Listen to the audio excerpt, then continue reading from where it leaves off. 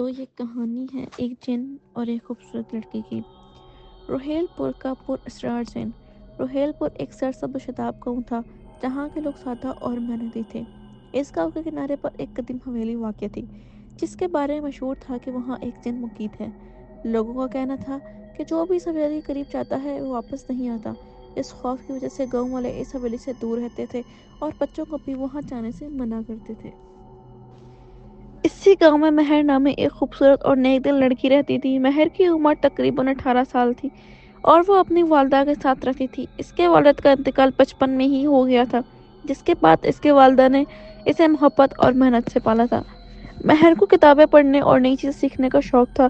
اسے پراسرار کہانیاں بہت پسند تھی، لیکن اس نے کبھی کسی جن یا ماروائی مخلوق کو نہیں دیکھا تھا۔ ایک دن مہر کی سہیلی سکینہ نے اسے بتایا کہ اس نے خواب میں دیکھا ہے کہ حویلی میں ایک قیمتی خزانہ چھپا ہوا ہے۔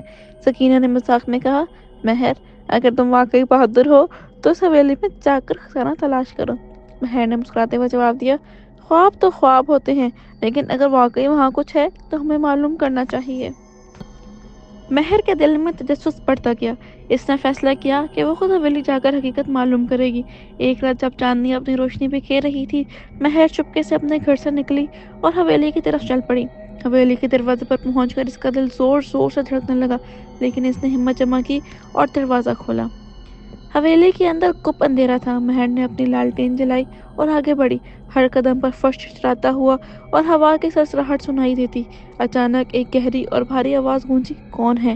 کون ہے میری خلوت میں مخلوق ہو رہا ہے؟ مہر نے لالٹین کی روشنی میں دیکھا تو ایک بلند قامت جن اس کے سامنے کھڑا تھا، جن کی آنکھوں میں اداسی اور تنہائی کی جھلک تھی۔ مہر نے اپنے خوف پر قابو پاتے ہوئے کہا، میرا نام مہر ہے، میں آپ سے ملنے آئی ہوں۔ جن نے حیرت سے پوچھا، تم مجھ سے نہیں ڈرتی؟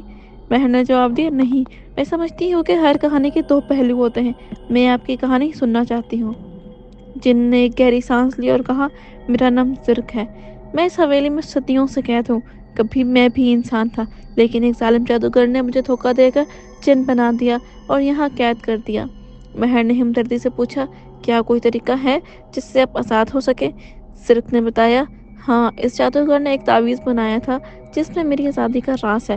اگر وہ تعویذ مجھے مل جائے تو میں دوبارہ انسان بن سکتا ہوں، لیکن وہ تعویذ اس جادوگر کی قبر میں دفن ہے جو اس حویلی سے دور ایک جنگل میں واقع ہے۔ مہر نے عزم سے کہا، میں وہ تعویذ تلاش کروں گی اور آپ کو آزاد کرواؤں گی۔ اگلے دن مہر نے اپنی سہیلی سکینہ کو اعتماد میں لیا اور اسے ساری بات بتائی۔ سکینہ پہلے تو ڈری، لیکن پھر مہر کے عزم کو دیکھ کر اس کے ساتھ جانے پر راضی ہو گئی۔ دونوں نے سفر کی تیاری کی اور جنگل کی طرف روانہ ہو گئی۔ جنگل کا رستہ مشکل اور سنسان تھا، درختوں کی شاخیں آپس میں الجھی ہوئی تھیں اور پرندوں کی پراسرار آوازیں ماحول کو اور بھی خوفناک بنا رہی تھی، لیکن مہر اور سکینہ کا حوصلہ بلند تھا۔ وہ دونوں دعا پڑھتی ہوئی آگے بڑھتی گئیں۔ کافی دیر چلنے کے بعد انہیں ایک پرانی قبر نظر آئی جس پر عجیب و غریب نقوش کندہ تھے۔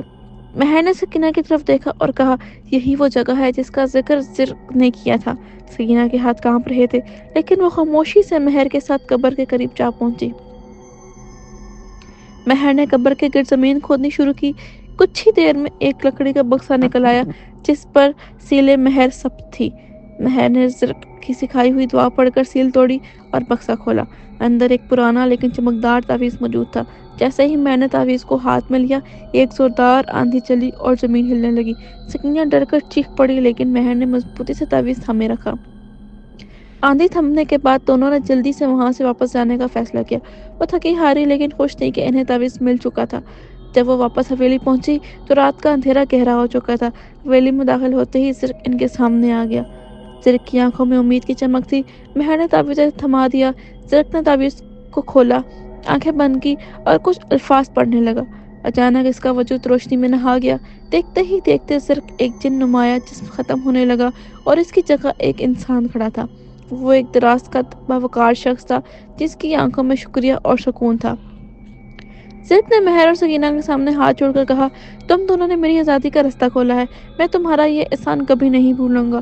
پھر اس نے دعا دی، تمہاری زندگی خوشیوں سے بھرپور ہو۔ زرق نے روہیل پور کے لوگوں سے معافی مانگی اور انہیں سچ بتایا۔ گاؤں والے پہلے حیران ہوئے لیکن پھر انہوں نے خوشی سے اسے معاف کر دیا۔ زرق نے گاؤں میں رہ کر لوگوں کی خدمت شروع کر دی۔ وہ اب ایک نیک دل اور دانا انسان تھا جو دوسروں کی مدد کرتا تھا۔ مہر اور سکینہ کی دوستی اور بھی گہری ہو گئی۔ گاؤں والے اب اس حویلی کو برا نہیں سمجھتے تھے۔ وہاں ایک مدرسہ اور لائبریری بن گئی جہاں مہر بچوں کو پڑھاتی تھی اور اپنی کہانیاں سب کو سنایا کرتی تھی۔ یوں رحیل پور کا پراسرار جن صرف ایک نئی کہانی بن گیا، ایک ایسی کہانی جو ہمت، دوستی اور انسانیت کی مثال تھی۔